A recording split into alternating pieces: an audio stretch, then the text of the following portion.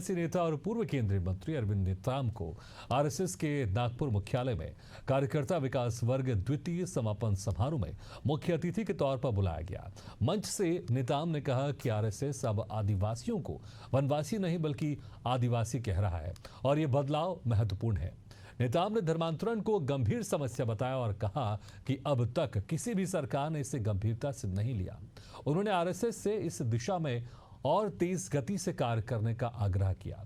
नेताम ने कहा कि आरएसएस ही एक ऐसी संस्था है जो इस मुद्दे में मदद कर सकती है, कुछ रास्ता दिखा सकती है। तो वही नक्सलवाद पर आदिवासी समाज और संघ को मिलकर समाधान ढूंढने की बात कही।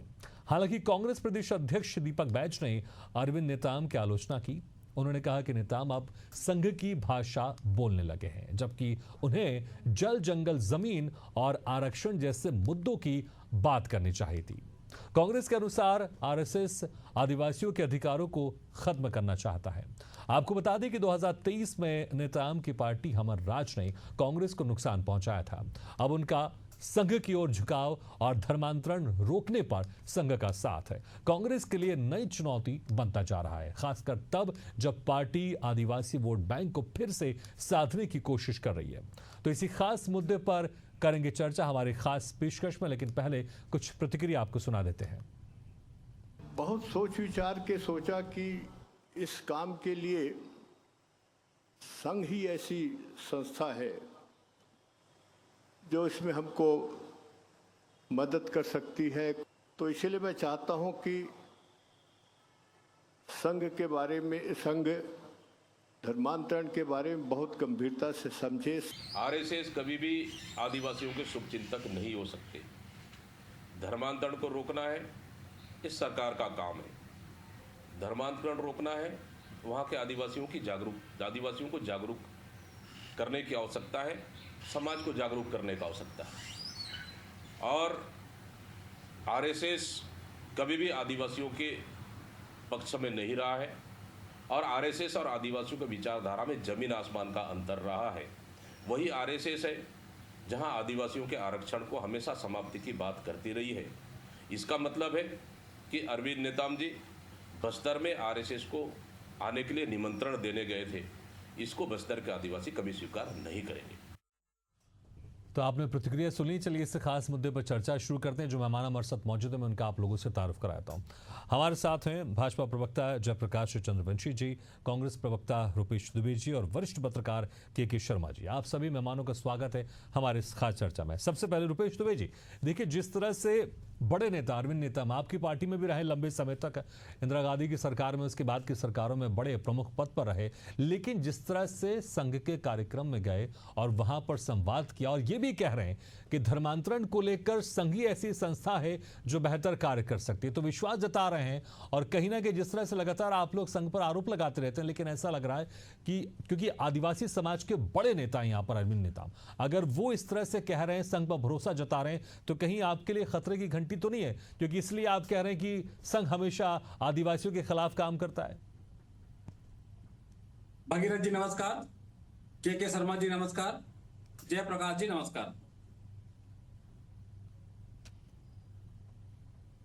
वही है, अपितु धर्मांतरण का मुद्दा छत्तीसगढ़ ही नहीं पूरे देश के लिए खतरा है।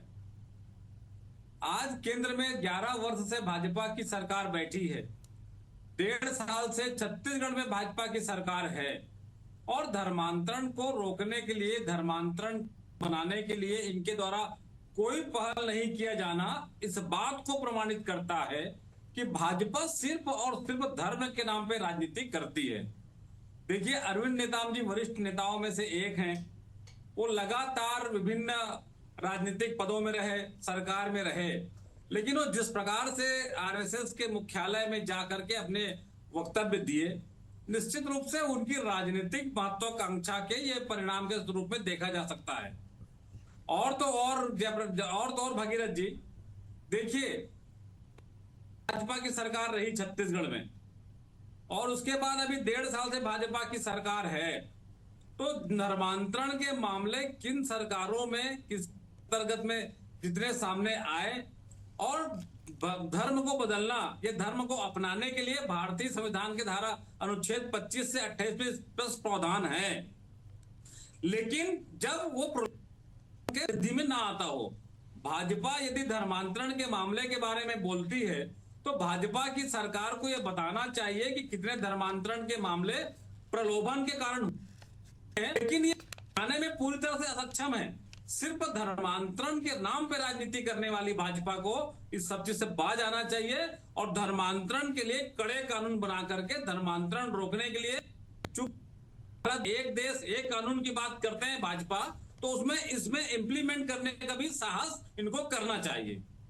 ठीक है, इसको लेकर लगातार कानून बनते रहते हैं और सख्त कानून बनना चाहिए। लेकिन देखिए, जिस तरह से रुपेश दुबे जी, क्योंकि लगातार आप लोग हमने देखा है जो 2023 में आप लोग के आंकड़े थे एसटी सीटों पर, वो पहले के मुकाबले पहले आपके 2018 में 25 थे, 25 सीटों पर आपकी जीत दर्ज हुई थी, लेकिन फिर 2023 में घटकर 11 हो गए। तो कहीं ना कहीं आदिवासी समाज, जिसको आप अक्सर अपना वोट बैंक समझते थे, वो आपसे दूर होता जा रहा है। लेकिन उसी बीच अगर एक बड़े नेता संघ के कार्यक्रम में जाकर संघ की तारीफ करते हैं तो फिर तो मुझे लगता है आपके लिए और खतरे की घंटी। जिस समाज को आप पास करने की कोशिश कर रहे हैं वो समाज तो आपसे और दूर हो जाएगा।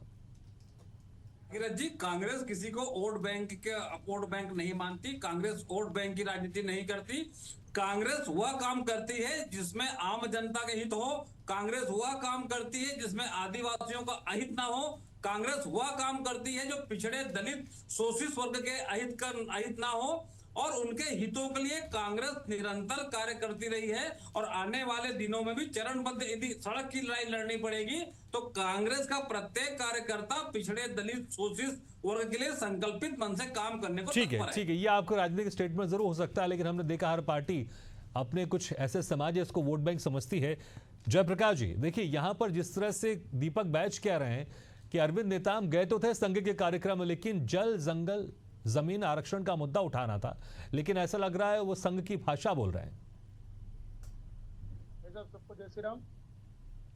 चाहे जब से छत्तीसगढ़ में कांग्रेस की सरकार आई थी तो पूरे प्रदेश के आदिवासी क्षेत्रों में, बस्तर संभाग में, सरगुजा संभाग में और लगभग छत्तीसगढ़ के सभी जगह इनके द्वारा प्रायोजित रूप से चाहे धर्म मुद्दा हो, चाहे दंगा का मुद्दा हो, कांग्रेस के शासन काल में हमेशा जब भी कुछ घटना होगा तो उनको पीछे से सपोर्ट करता है। जैसे बीरनपुर में जो घटना हुई थी, नारायणपुर में घटना हुई थी, अभी जो बस्तर संभाग में जो घटना धर्मांतरण की बढ़ रही, इसके पीछे धर्मांतरण जो बढ़ी है, कांग्रेस की जो 50 साल शासन काल रहा है, 55-60 साल शासन काल रहा है, वो उसका नतीजा है। और सबसे पहली बात है, जब सरदार जी हमारे देश के प्रधानमंत्री थे, सोनिया गांधी राष्ट्रीय अध्यक्ष थी, उस समय धर्मांतरण गांव-गांव फैलने का जो इन लोग के द्वारा किया गया, खुलेआम छूट दिया गया, आज उसका नतीजा है कि देश भर में धर्मांतरण हो रहा है। के नेताओं इसके लिए भाई साहब मैं बोल रहा हूँ, आप बोले, मैं बीच में नहीं बोल रहा हूँ, पहले सुन लीजिए, अभी तो मैं विषय रखना चालू किया। चाहे रायपुर में धर्मांतरण का मुद्दा हो, रायपुर में पन्ना राजी बोलते धर्मांतरण होगा, यदि धर्मांतरण नहीं होगा तो हम संविधान की पुस्तक को जला देंगे। अंबिकापुर में है, हर जगह, रायपुर शहर में भी हर जगह धर्मांतरण हो रहा है। ये सब कांग्रेस के कारण ही हो रहा है। अब रही बात कानून बनाने की, तो हम तो सरकार से आज भी मांग करते हैं और सरकार इस तरफ प्रयास भी कर रही है कि ऐसे कानून भाले आदिवासियों को, भोले भाले को लालच के धर्मांतरित न किया जा सके, क्योंकि कांग्रेस ठीक है। लेकिन जयप्रकाश जी, अरविंद नेताम ने यह भी कहा कि सरकार किसी की भी हो उस पर बेहतर काम नहीं करती, इसलिए वो उम्मीद सरकार से भी ना कर वो कह रहे हैं कि संघी सक्षम ऐसी संस्था, उन्होंने पहले भी कहा था कि अगर बीजेपी से कुछ काम करवाना है तो पहले संघ को कन्विंस करना पड़ेगा। तो लेकिन जिस तरह से अब संघ के मंच पर जाकर उन्होंने बातचीत की है, तो क्या यह माना जाए कि अब सरकार इस पर और त्वरित काम करेगी? क्योंकि धर्मांतरण एक बड़ा मुद्दा है। अगर देखें आदिवासी समाज के बीच में यहाँ बस्तर में एक नक्सलवाद और एक आतंकवाद, नक्सलवाद को तो लेकर बड़ा ऑपरेशन चल ही रहा है, लेकिन क्या सरकार धर्मांतरण को लेकर भी एक बड़ा ऑपरेशन चलाएगी जहां पर पूरी तरह से धर्मांतरण खत्म हो जाए? देखिए, सरकार इस बात की पूरी जानकारी है कि आदिवासी समाज और देश के हर समाज को जिस प्रकार से धर्मांतरित किया जा रहा है, उसके लिए सरकार बहुत ज्यादा सोच रहे हैं और जरूरी कदम उठाने के लिए तैयार हैं। लेकिन जो आदिवासी समाज है, जिसको आज तक कांग्रेस वाले ने केवल वोट बैंक का वोट बैंक ही माना था, आज आदिवासी समाज समझ गया है कि कांग्रेस जो है केवल वोट बैंक की राजनीति करती है, जमीन पे कुछ काम नहीं करती और आदिवासी समाज को धोखा देने का काम किया है। केवल आदिवासी समाज, चाहे कोई दलित समाज, ऐसे समाज को धोखा दे करके काम किया है। इसके विकास में कोई काम नहीं किया है। और कांग्रेस जो है आज भी पुराने ढर्रे पे चल रही। जनता समझदार हो गया है, जनता सोच रहे हैं कि अब कांग्रेस को, जो हम लोग को आज तक वोट बैंक ठीक है, लेकिन अभी आपकी सरकार है तो मुझे लगता है जो ज्वलंत मुद्दा है इस पर सरकार को काम करना पड़ेगा। के शर्मा जी, देखिए दो बड़े मुद्दे अगर हम देखें आदिवासी समाज के, जिस तरह से अरविंद नेताम गए मंच पर गए, उन्होंने जिक्र किया, एक तो नक्सलवाद और दूसरा धर्मांतरण, और दोनों को लेकर कह रहे हैं कि संघ को इसमें बेहतर भूमिका बता रहे हैं कि वो इसमें एक बेहतर कार्य कर सकती है। नक्सलवाद को लेकर एक बड़ा ऑपरेशन चल रहा है, उम्मीद की जा रही है जो डेडलाइन है उसके पहले नक्सलवाद पूरे देश से, छत्तीसगढ़ से खत्म हो जाएगा। लेकिन धर्मांतरण को लेकर वो उम्मीद जता रहे हैं कि संघ ही सक्षम ऐसी संस्था है जो इस पर कार्य कर सकती है। तो कहीं ना कहीं इस पहल से ये देखा जाए कि जिस तरह से लगातार कांग्रेस ये आरोप लगाती रही कि संघ या बीजेपी आदिवासी विरोधी है, लेकिन इससे बीजेपी हो, इससे फायदा जरूर बीजेपी को मिलेगा, क्योंकि अगर संघ के पास अगर अरविंद नेताम गए और वहां जाकर कह रहे हैं कि संघ ही सक्षम संस्था है, तो इससे कहीं ना कहीं फायदा तो होगा।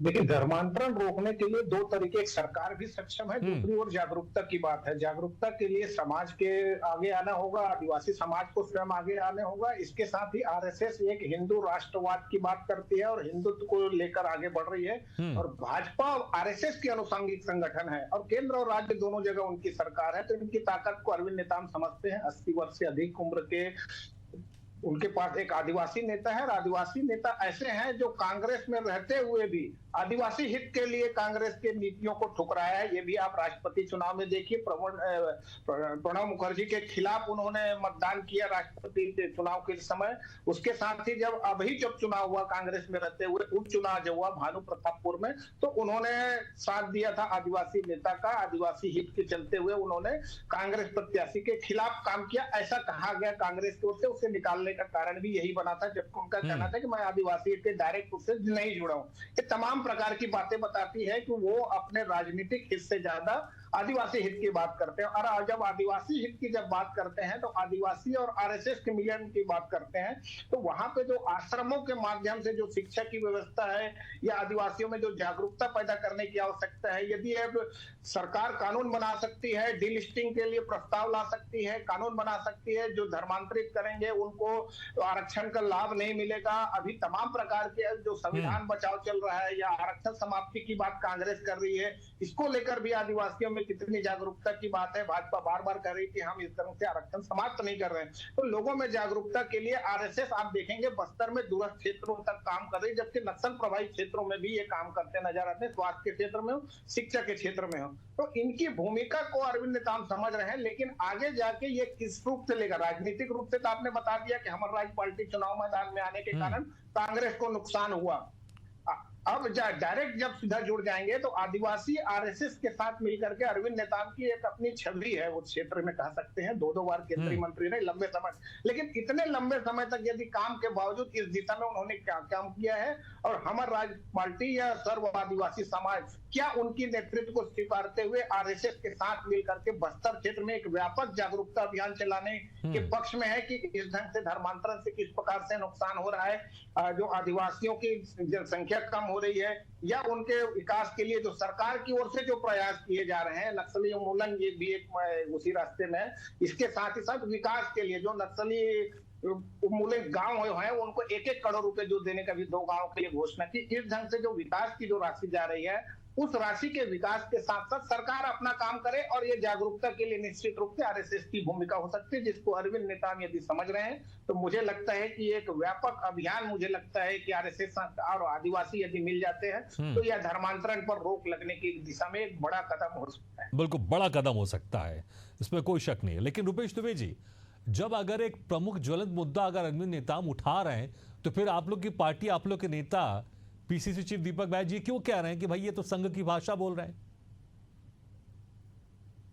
भगीरथ जी, जिस प्रकार से भाजपा के आज भी संघ और भाजपा को अलग अलग संगठन मानते हैं, जबकि यह स्पष्ट रूप से प्रमाणित है कि आरएसएस भाजपा की अनुषंगिक संगठन है या भाजपा आरएसएस के दिशा निर्देश पर चलने वाला राजनीतिक दल है। और लगातार जिस प्रकार की बातें सामने आ रही है, तो आरएसएस ने भारत देश में, हमारे देश के प्रधानमंत्री नरेंद्र मोदी जी के नेतृत्व वाली सरकार है, तीसरी बार सरकार बनी है, या भाजपा शासित जितने राज्य हैं उन राज्यों में धर्मांतरण के कानून बनाने के लिए उन्होंने क्या प्रावधान किया।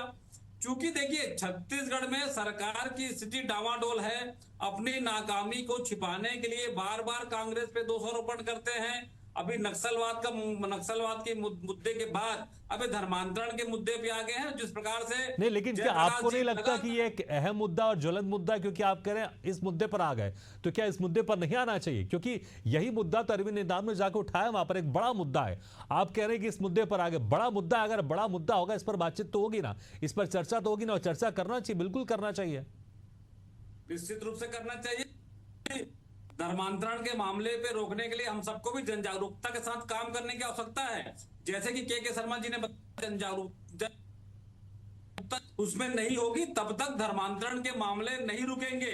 लेकिन सरकार को भी एक कानून बनाने का एक स्पष्ट उनके पास शक्तियां हैं, उन शक्तियों का सरकार प्रयोग करे और उसके बाद जन जागरूकता को जोड़ करके जब काम करेंगे, सत्ता और आम जनता जब समग्र रूप से जब कार्य योजना बना करके काम करेंगे, तो वह दिन दूर नहीं जब लालच में धर्मांतरण के मामले सामने आते हैं और बार बार ये धर्मांतरण की बात करते हैं। एक भी मामले में भाजपा की सरकार 15 साल में, लेकिन डेढ़ साल में, हमने देखा है, अगर लव जिहाद के खिलाफ कोई अगर कानून आता है या अगर किसी और के खिलाफ कोई कानून आता है जिसमें अगर सख्त कार्रवाई की जाती है, तो अक्सर विपक्षी पार्टी कांग्रेस उसका विरोध करती है। कांग्रेस के ऐसा कुछ तो है नहीं, तो आप यहां पर आश्वासन देते हैं अगर धर्मांतरण के खिलाफ अगर सख्त कानून अगर आता है तो उसका आप लोग समर्थन करेंगे?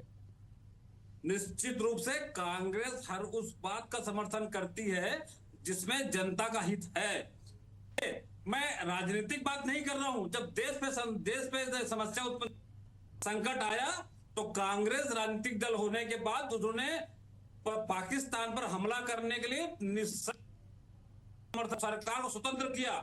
सरकार कानून बनाएगी और ऐसे कानून बनाएगी। ठीक है, अगर इंटरनेशनल मामला होगा उसमें तो सबको अपनी राजनीति भूलकर साथ आना होगा, इसमें कोई शक नहीं। लेकिन ये इंटरनल मामला है, इंटरनल मामले में अगर देखना होगा आप लोग कितना यहाँ पर साथ देते हैं। लेकिन जयप्रकाश चंद्रवंशी जी देखिए पूरी तरह से कह रहे हैं रुपेश दुबे जी कि हम पूरा साथ देंगे, और अब जब आरएसएस के मंच में जाकर जब अरविंद नेताम कह रहे हैं, इस मुद्दे को एक ज्वलंत मुद्दा बता रहे हैं, तो क्या ये उम्मीद करें कि अब सरकार इस पर और ज्यादा कठोर कार्रवाई करेगी? होता है कुछ कानून अभी भी बने, ऐसा नहीं कि कुछ कानून नहीं, कुछ कानून अभी भी बने हुए हैं, लेकिन और सख्त कानून बनने की आवश्यकता, क्योंकि हमने देखा है इसको लेकर पिछले कुछ समय में कुछ झड़पें भी देखने को मिली है हमको बस्तर में अगर बात करें तो।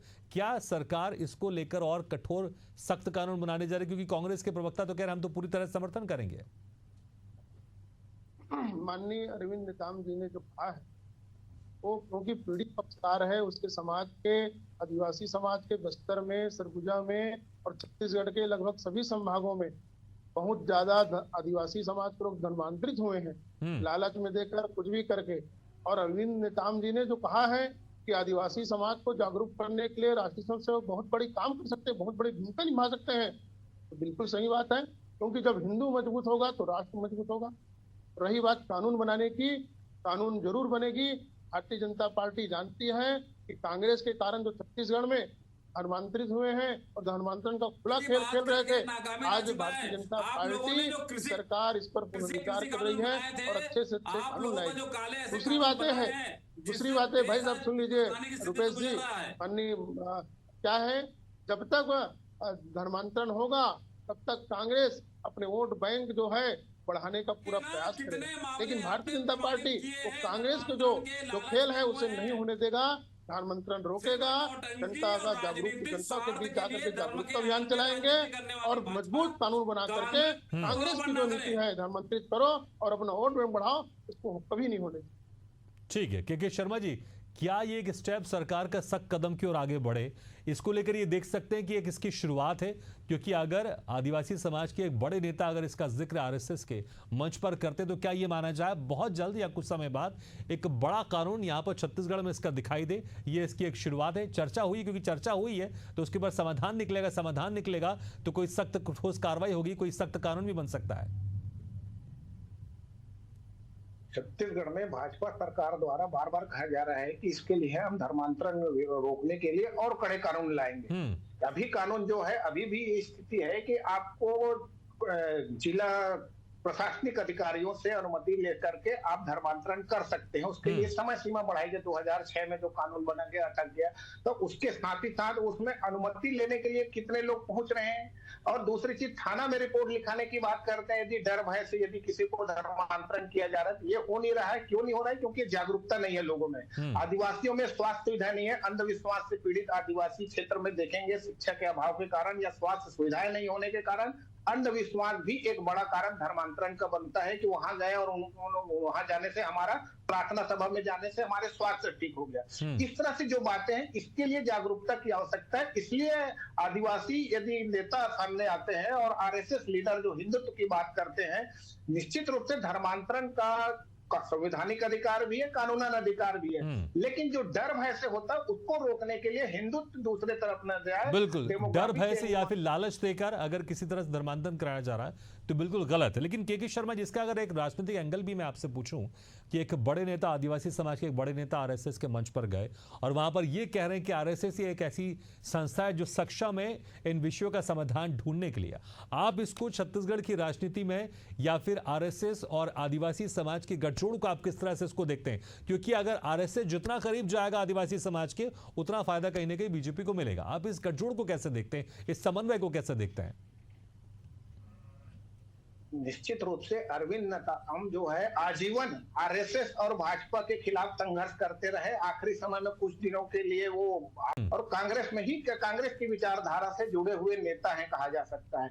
लेकिन अब जिनके, जैसे मैंने कहा कि उनके राजनीतिक महत्वाकांक्षा वाली स्थिति अब नहीं रही है। अब वो समाज के लिए यदि सोच रहे हैं, उसमें उनको आरएसएस एक बेहतर विकल्प नजर आ रहा है। क्योंकि आप देखिए कि भाजपा के नेता, चाहे दिलीप सिंह हो या तमाम इस प्रकार से नेता जो आदिवासी क्षेत्र में धर्मांतरण के खिलाफ काम जो कर रहे हैं, इनकी दृष्टि से देखें। ठीक है, लेकिन जो आपने एक अहम बात की कि राजनीतिक महत्वाकांक्षा ज्यादा वो समाज के उत्थान की बात कर रहे हैं, तो देखना होगा ये जो बड़े मुद्दे हैं, इस बड़े मुद्दे को लेकर और क्या कुछ छत्तीसगढ़ में परिवर्तन देखने को मिलता है। किस तरह से अगर धर्मांतरण की बात करें तो किस तरह से कड़े कानून और यहां पर सामने आते हैं, देखने वाली बात होगी। बहुत बहुत शुक्रिया आपसे मेहमानों का, जयप्रकाश जी, रुपेश दुबे जो के शर्मा जी, शुक्रिया हमारे खास चर्चा में शामिल होने के लिए। तो जिस तरह से अरविंद नेताम संघ के मंच पर गए, मोहन भागवत के साथ उन्होंने मंच साझा किया और ये भी कहा कि संघ ही एक ऐसी संस्था है जो सक्षम है इन बड़े मुद्दों के समाधान के लिए। तो देखना होगा इसका असर प्रदेश की राजनीति में कितना होता है।